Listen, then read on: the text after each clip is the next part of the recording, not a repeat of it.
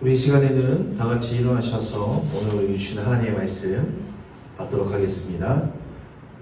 오늘 우리에게 주시는 말씀은 누가복음 23장 33절에서 43절까지의 말씀입니다.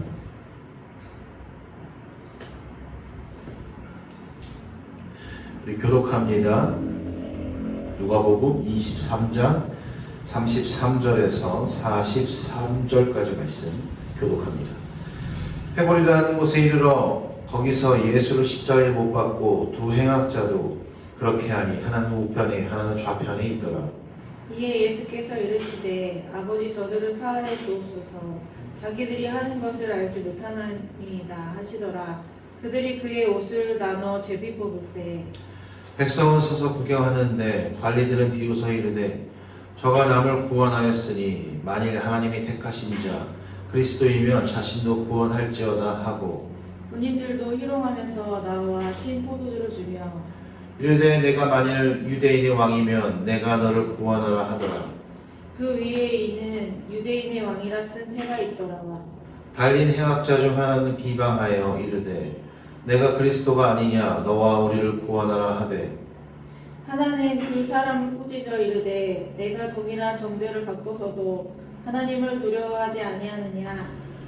우리는 우리가 행한 일에 상당한 보응을 받은 것이니 이에 당연하거니와 이 사람이 행한 것은 옳지 않은 것이 없느니라 하고 이르되 예수여 당신의 나라에 임하실 때에 나를 기억하소서 하니 같이 있습니다. 예수께서 이르시되 내가 진실로 내게 이르노니 오늘 내가 나와 함께 낙원에 있으리라 하시리라. 아멘. 아멘. 자리에 앉으시기 바랍니다. 오늘 말씀의 제목은 낙원의 밤이라는 제목으로 우리 말씀의 은혜를 나누도록 하겠습니다. 낙원의 밤입니다. 오늘은 우리가 앞서 이야기한 것처럼 왕국주일입니다. 왕국주일은 교회력으로 성령 강림 후 마지막 주일에 기념하는 주일인데요. 예수님께서 우리의 구원자 되시고 또 우리의 왕이심을 고백하고 기념하는 그런 기념의 날이지요. 예수님께서 우리의 왕이심을 믿으십니까? 또한 우리의 구원자 되심을 믿으십니까?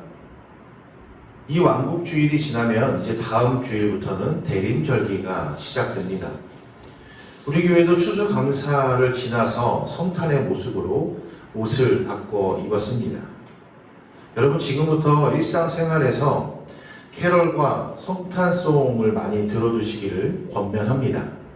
왜 그러냐면 지금부터 듣지 않으면요 성탄의 날이 되고 아침이 밝아오면은 참 아쉽기 때문입니다. 우리 일상 속에서 아기 예수님의 평화가 함께 하시기를 축복합니다. 그런데 성수일가를 따라서 설교를 준비하다 보니까 오늘 말씀, 오늘 우리가 읽은 본문 말씀이 이 기념주일, 왕국주일과 맞지 않은 듯한 느낌을 받았습니다. 예수님을 왕으로 고백하는 날인데 오늘 본문 말씀에 보면요 예수님께서 십자가에 못 박히시는 장면이기 때문이죠. 어찌 보면 가장 왕답지 못한 모습이라 우리가 생각할 수 있겠네요. 십자가에 달리신 주님의 모습은 초라하기 이를 데 없었습니다. 삐쩍 마른 몸을 가릴 옷마저 빼앗긴 채 수치를 당하고 계십니다. 또 가해자의 편에 가담한 자들, 그 사람들은 인간에 대한 기본적인 예의조차 잊은 채 예수님을 조롱했기 때문이죠. 하지만 예수님은 어떠합니까? 고요하기에 이를 데 없습니다. 마치 칠흑 같은 어두운 밤이 도래한 듯 말이죠. 예수님의 고통은 이러한 육신의 고통뿐은 아니었을 것입니다. 이런 말이 있습니다. 정신의 크기는 고통과 슬픔 속에 드러난다라는 말이 있어요. 바로 우리의 정신의 크기, 정신이 얼마나 강한가는 고통과 슬픔의 삶을 살면서 드러난다라는 이야기이죠. 평안하고 행복할 때에는 누구라도 친절하고 너그러울 수 있습니다. 하지만 감당하기 어려운 상황에 빠지게 된다면은 다른 일을 위하여서 자기를 희생한다라는 것은 매우 어려운 일입니다. 스스로 한계의 상황에 직면했으면서도 낙심한 이들을 일으켜 세우기 위해 마음을 내는 사람은 정말 큰 정신을 가지고 있는 사람이죠. 바로 예수님이 그러하셨다라는 것입니다. 못 박힌 손과 발의 극심한 고통, 거기서 긴 거리를 걸어 올라오신, 무거운 십자가를 지고 걸어가신 바로 그러한 상황 속에서 탈수 증세까지 있었는데, 그러한 정신의 혼미 속에서 예수님은 바로 예수님 옆에 못 박힌 죄수들의 말을 들어주시고 있다라는 것이죠. 오늘 본문 말씀 42절 말씀 보면은 옆에 있는 행악자 중에 한 사람이 예수님께 이렇게 부탁합니다. 예수님, 당신의 나라가 임할 때에, 당신의 나라에 임하실 때에 나를 기억하여 주시옵소서라고 이렇게 부탁하죠. 예수님은 이 행악자를 긍휼히 여기시며 말씀하십니다. 43절에 보니까 내가 진실로 내게 이르노니 오늘 내가 나와 함께 낙원에 있으리라. 예수님과 함께 다닌 행악자 중 한 명이 예수님께 부탁하는 것입니다. 예수님, 당신의 나라에 임할 때에 나를 기억하여 주시옵소서라고 말하죠. 그리고 예수님은 오늘 너가 나와 함께 낙원에 있을 것이다 라고 말씀하셨다라는 거예요. 이 행악자는 예수님의 나라, 당신의 나라에 대해서 이야기하고 있는데 예수님은 이것을 무엇이라 지칭하십니까? 바로 낙원이라고 말씀하시는 것이죠. 여기서 낙원이라는 단어는 헬라어에 보면은 파라데이소스라고 말해주고 있어요. 이거를 화려한 정원이라고 부른다라고 하는데요. 이 화려한 정원, 파라데이소스는 창세기의 에덴 동산, 또 요한계시록의 천국을 지칭하는 말이기도 합니다. 바로 그런 곳을 낙원이라고 부른다라는 것이죠. 그러나 지금 예수님의 모습은 어떠합니까? 낙원에 거하는 평온함과는 거리가 멀다라고 볼 수 있습니다. 곧 죽음을 앞둔 낙원의 밤이라고 말할 수 있겠습니다. 그러나 오늘 옆에 같이 매달려 있는 행악자의 부탁의 말로 인하여서 우리는 예수님의 사명을 깨달을 수 있게 됩니다. 예수님은 십자가의 고통, 십자가 위에서도 모든 사람에게 구원을 베풀기 위해 오신 그 예수님의 사명, 예수님의 정신을 잊지 않고 계시기 때문이죠. 본인이 고통 중에 있음에도 불구하고 마지막까지 한 영혼을 구원하기 위해 사명을 다하시는 예수님의 사랑이 느껴지는 대목이기 때문입니다. 우리는 예수님이 자기 자신을 버린 세상과 사람들을 용서해 달라고 기도하셨던 예수님의 기도를 기억합니다.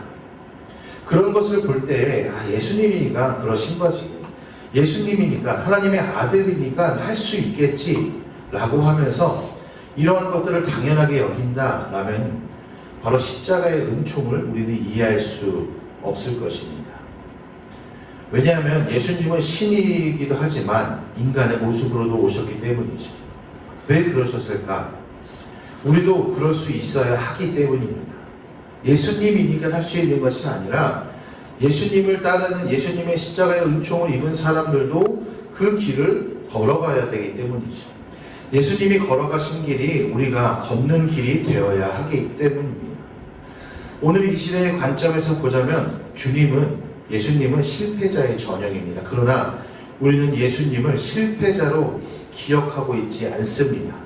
바로 이 십자가의 은총을 통해서 예수님이 걸어가신 마지막 끝까지의 그 사랑으로 인하여서 우리는 예수님을 실패자로 기억하지 않죠. 성공자의 모습으로 우리 기억합니다. 그런데 그 성공이 어떠한 것이냐, 우리가 좀 돌아볼 필요가 있습니다. 어린 왕자라는 소설에 보면은 이런 유명한 말이 있어요. 사막이 아름다운 건 거기 어딘가에 우물이 있기 때문이다 라는 말이 있죠. 또 여러분 등산을 해보신 분은 아시겠지만 산을 오르는 여러 가지 맛이 있겠지만 그 중에 하나는 무엇입니까? 아마도 저 밑에서부터 위에까지, 정상까지 한 걸음도 거르지 않고 걸어서 올라왔다라는 성취감이 있기 때문인 것입니다. 한마디로 다른 도움이 아니라 바로 자신의 두 발로 자신의 힘으로 저 밑에서부터 정상까지 걸을 수 없는 당연한 그런 이치 속에서 얻는 성취감이 있다라는 것이지. 그리고 또 어떤 것이 있습니까? 등산을 할 때 목마름을 채워주는 한 방울의 물이 감격스럽기 때문입니다. 자신의 힘으로 정상을 차지한다라는 것은 얼마나 큰 감격입니까? 특히나 요즘 같은 세상에서 더 큰 감격이 됩니다. 하도 편법이 판을 치는 세상이기 때문에, 그런 세상에 살고 있기 때문에 성실한 과정에서 겪는 감격이 잊혀진지도 모르겠습니다. 그러나 우리의 세상살이가 아무리 팍팍하고 막막해도 우리가 낙심하지 않고 살아갈 수 있는 것은 무엇 때문입니까? 어딘가에서 마치 옹달샘처럼 목마른 이들을 위로하는 이들이 있기 때문일 것입니다. 바로 성실함으로 과정을 채워가는 사람들이 있기 때문에 아직은 세상이 그렇게 멈춰있지 않다라는, 아직 희망이 있다라는 생각을 가지게 하는 것이죠. 그런 이들이 존재한다라는 사실만으로도 세상은 아름다워질 수 있습니다.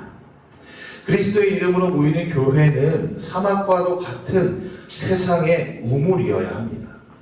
경쟁을 부추기는 세상을 살면서 분주함과 초조함, 또 내적 갈등에 시달리는 영혼들이 언제라도 찾아와서 새로운 힘을 공급받는 희망의 샘터가 되어야 하는 것이죠. 그래서 교회는 누구에게나 열려 있어야 합니다. 또한 따뜻한 환대, 그리고 나눔의 정신이 피어나는 성소가 되어야 하는 것이죠. 하지만 언젠가부터 모르겠지만 교회는 자본주의 정신의 지배를 받게 됩니다. 목회의 성공을 교인 수의 증가나 또는 예산의 증가로 가늠하는 풍조가 생겨나고, 또 영혼의 샘물이 솟아나는 곳이 아니라 자본에 잠식되어서 사람의 샘하는 모습만 드러나는 시장터 같은 곳이 되고 말았죠. 교인들도 어떻습니까? 예수 그리스도와의 깊은 사귐과 일치를 갈망하기보다는 신앙이라는 모습을 입신양명과 또 천국을 보장받기 위한 수단으로 생각하는 모습들도 보입니다.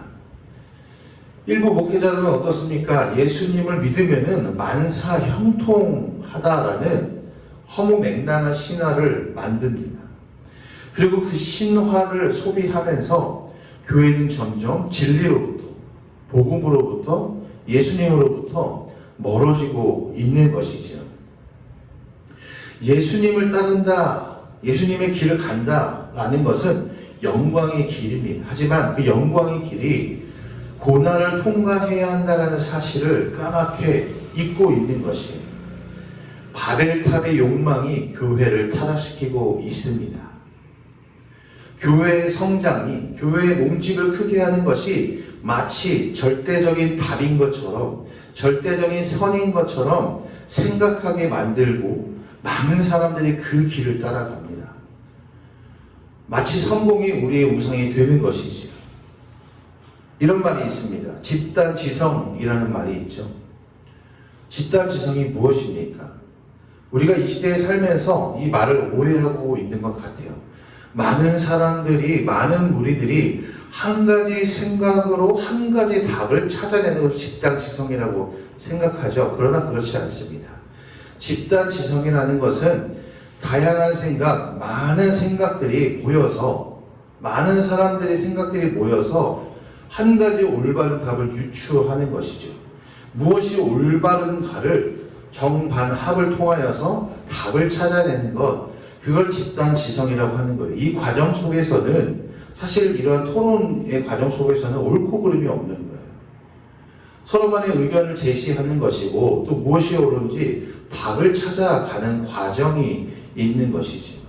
그럴 때 상대방을 무시하면 안 되고, 상대방을 비난하면 안 되고, 상대방도 다르다라는 생각으로 답을 찾아가는 것이에요. 거기서 가장 올바른 답을 찾아가는 게 집단지성이라는 것이죠. 그런데 이 집단지성이라는 것이 오해화되고 한 사람의 생각이 우리 모두의 생각이다라고 착각하게 되면은 그것은 무엇이 됩니까? 독재가 되고 그들의 행동은 광기로 변합니다. 마치 교회의 모습이 그런 모습이 되어가고 있지는 않은가? 스스로 우상을 만들어가고 있지는 않은가? 성공한 교회, 성공이라고 이야기한 그런 집단들이 마치 우상적으로 교회로 세워져 가고 있는 것은 아닌가? 우리가 돌아봐야 되는 것이죠. 우리는 성공의 우상화가 만들어낸 허상을 보고 있습니다. 역사 속에 있는 많은 제국들을 한번 떠올려 보십시오. 이 세상에 많은 영토와 또 많은 문화적인 성공을 이루었던 제국들이 있어요. 그런데 그들이 멸망의 길을 걸었던 이유가 여러 가지 있겠지만 그 중에 하나를 어떠한 학자는 이렇게 이야기합니다. 무상한 자아의 우상화라고 부릅니다. 무상한 자아의 우상화. 과거에 빛나는 성공이 오늘을 살아가지 못하게 한다라는 것이지요. 현실을 보지 못하고 과거에 성공했던 기억으로 그 행동만을 반복하는 모습을 말해주는 거예요. 어느새 우리의 신앙에 예수님은 없고 성공이라는 우상이 존재하고 있는 것은 아닐까요? 영국의 역사학자, 바로 이 사람이 그 사람인데 아놀드 토인비라는 사람이에요. 이 사람이 이거에 대한 답을 이렇게 내놓습니다. 진정한 성공은 과거의 우상을 깨뜨리고 겸손하게 오늘을 살아내는 것이다 라고 말해주고 있어요. 과거의 우상, 과거에 성공했던 자신이 스스로 만들어 우상을 깨뜨리고 겸손하게 바로 오늘을 살아내는 것, 그것이 진정한 성공이다 라고 말해줍니다. 여러분, 예전에 교회 안에서 큰 일이 있었죠. 한 교회가 횡령 그리고 또 배임 이런 걸로 인해서 검찰에 구속되는 사건이 있었습니다. 그럴 때 그 검찰이 구속영장에 이렇게 기록했어요. 사회의 빛과 소금 역할을 해야 할 기독교계 대표 지도자가 온갖 범죄를 저질러 종교계는 물론 사회 전체에 큰 충격을 안겨주었다라고 구속영장에 기록했다라고 합니다. 참으로 부끄러운 모습이죠. 이것은 어느 한 교회만의 문제는 아닐 것입니다. 사실 지금 이 사회에 가장 큰 손가락질 받는 단체가 어딜까요? 우리 교회라고도 할 수 있습니다.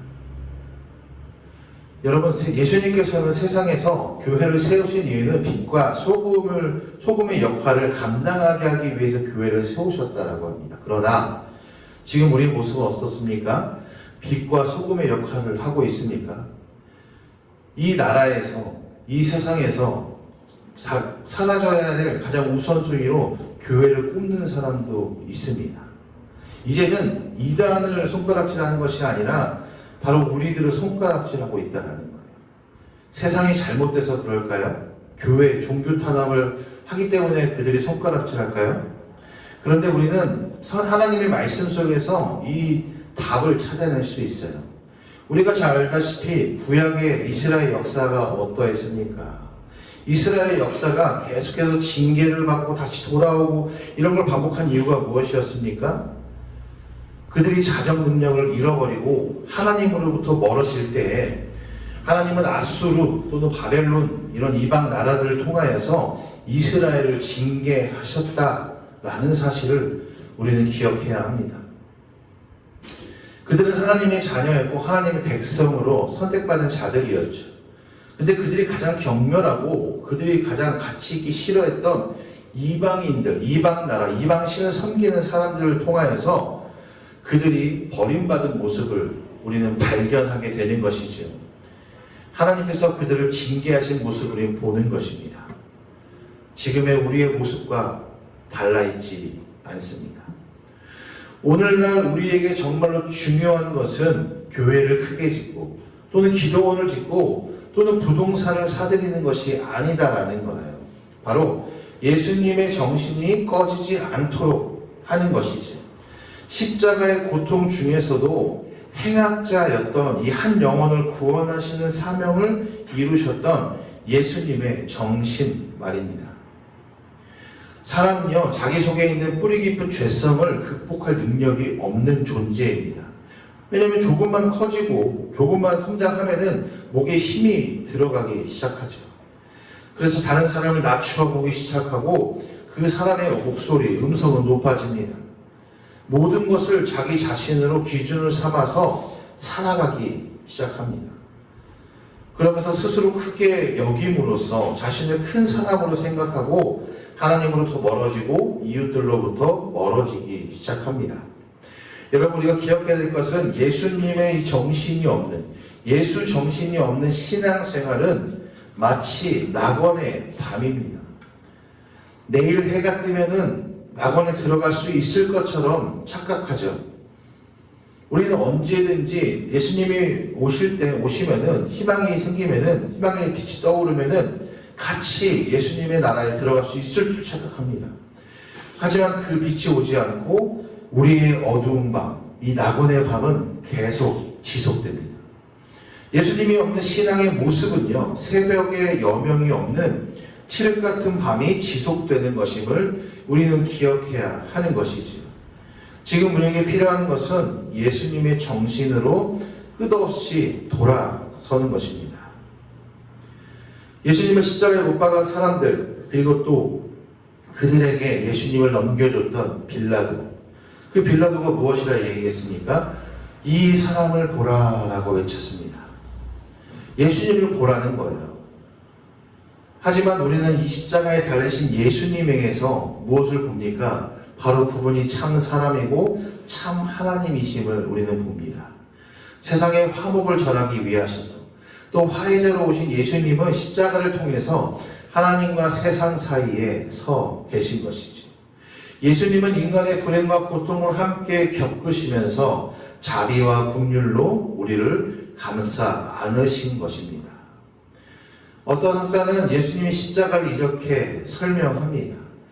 십자가는 인간의 잔악성과 거룩함이 만나는 교차점이라고 이야기합니다. 교차점이라는 것이죠. 그러기에 주님의 은총, 예수님의 이 은총을 경험한 사람들은 이제 예수님의 정신을 가진 삶을 선택해야 한다라고 말합니다. 사람의 잔악성은 거룩하신 예수 그리스도의 그 성품을 만나서 변화되는 것이기 때문이에요. 우리 모두 십자가의 구경꾼이었고 또 인간의 잔악성으로 인해서 십자가에 못 박았던 죄인이기 때문에 우리는 새롭게 되어야 한다는 거예요. 바로 그런 자들이 예수님을 만남으로 인하여서 거룩함으로 새롭게 다시 재탄생한다는 것이죠. 물론 그런 삶의 길은 우리 혼자 걸어갈 수 없습니다. 예수님의 길은 예수님과 함께 걸어야 갈 수 있는 것이지요. 우리는 비록 작지만 주님이 주신 믿음으로 살아갈 때 세상의 희망이 되는 것입니다. 바로 그것이에요. 믿음은 내가 믿는다라고 해서 믿어지는 것이 아니라 하나님, 예수님의 거룩함이 우리 가운데 은혜로 다가올 때 그때 진정한 믿음이 생겨난다는 거예요. 목마른 자의 몫을 적셔주는 옹달샘 같은 삶을 비로소 그때 살아갈 수 있는 거예요. 내가 가진 것으로 내 힘으로 다른 사람을 먹이고 다른 사람에게 목을 적셔주는 것이 아니라 예수 그리스도의 은총을 통하여서 우리가 다른 이들을 돌볼 수 있는 그런 은혜의 삶을 살게 되는 것이죠. 또한 그러기 위해서는 십자가에 달리신 분, 바로 예수 그리스도를 늘 바라보며 살아가야 합니다. 그리고 그분을 닮아가야 합니다. 이게 우리 인생의 보람이 됩니다. 우리가 온전히 주님과 같아질 수는 없어요. 주님과 똑같은 존재가 될 수는 없어요. 하지만 예수님의 중심과 우리의 중심이 하나가 될 때, 바로 그럴 때 변화되는 우리가 이 세상에서 마치 작은 샘처럼 목마른 자들을 죽일 수 있는 빛과 소금 같은 교회가 될 수 있다라는 사실. 그럴 때 칠흑 같은 밤이 아니라 새벽의 여명이 우리의 삶 가운데 비춰진다라는 사실을 기억하시기를 소망합니다. 여러분, 우리의 왕으로 오신 예수 그리스도, 우리가 왕국주일이다 라고 오늘도 말씀 속에 나눴잖아요. 우리의 왕으로 오신 예수 그리스도를 우리의 삶의 중심에 모시고 또 예수님으로 말미암아 감사와 기쁨의 삶을 살아가는 성도가 되기를 간절히 기원합니다. 그러한 삶을 살아갈 때 이젠 더 이상 칠흑 같은 낙원의 밤이 아니라 저 멀리서 새벽의 여명이 비치는 진정한 낙원으로 예수님과 함께 걸어가는 삶을 살아가는 우리가 될 줄 믿습니다. 우리의 존재함이, 이 교회의 존재함이, 성도의 존재함이 곧 세상의 복이 되도록 살아가는 저와 여러분이 되기를 간절히 기대합니다. 저와 여러분의 이 세상의 존재함으로 인하여서 손가락질 받는 것이 아니라 세상의 빛과 소금으로 예수 그리스도의 희망으로 큰 빛이 되어서 예수님이 오시는 성탄의 그 아침에 밝아오는 빛처럼 우리 인생의 빛이 드리우는 그런 삶이 될 줄로 믿습니다. 그럴 때 낙원의 밤은 끝나고 이제 진정한 낙원의 자리 가운데 주님이 초청하심에 우리는 응답할 수 있게 되는 줄로 믿습니다. 우리 오늘 말씀 기억하시면서 눈을 감고 잠깐 정리하는 시간 가질까요? 우리 함께 묵상합시다.